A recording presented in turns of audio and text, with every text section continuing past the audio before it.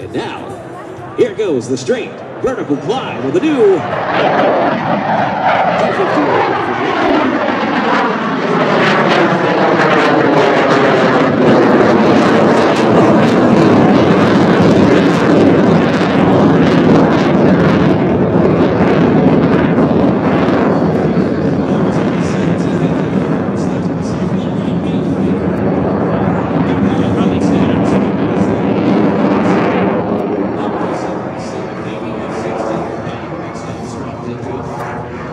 What our two pilots have next.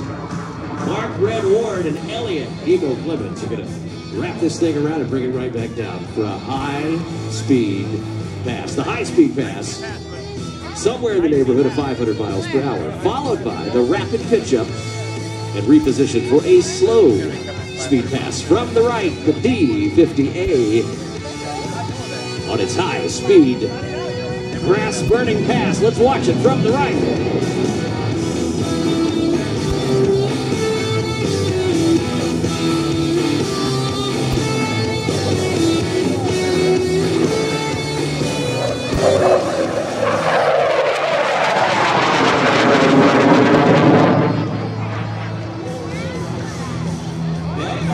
An airplane and say it's really easy to go fast. It's super hard to fly slowly. The T-50A is now going to do just that. It's going to slow up just a little bit. They're going to lower the landing gear, drop the flaps, and configure this aircraft for a slow speed pass. Right at minimum controllable airspeed, the T-50A will now demonstrate its slow speed handling characteristics. And just hang it right on the edge of stall, configured for landing. The gear are down, the flaps are down. This is the part that most aviators hate when they're in flight training. Slow flight, very difficult to do. A fine finesse balance between over-controlling and under-controlling. Trying to stay on heading with the rudder, making it very challenging when you're first learning to fly. But check it out, the T-50A doing a great job of demonstrating slow flight. But folks, let's face it, at air shows, it's no fun to watch an airplane go slow.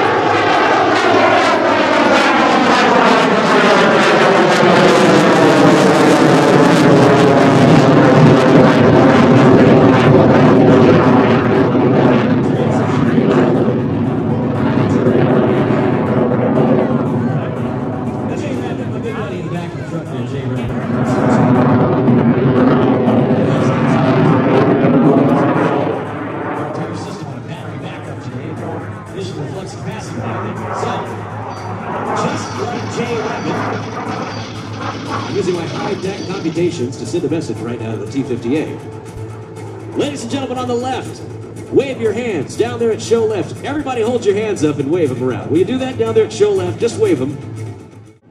Give them a big wave.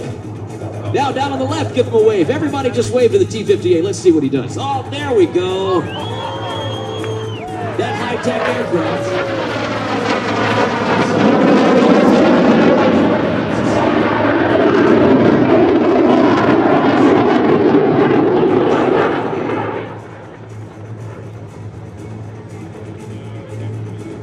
The aircraft designed and manufactured by Lockheed Martin and Korea Aerospace Industries, specifically built to replace the T-38A. It is an advanced training offering performance and capabilities that will completely transform how the U.S. Air Force trains the next generation of aviators.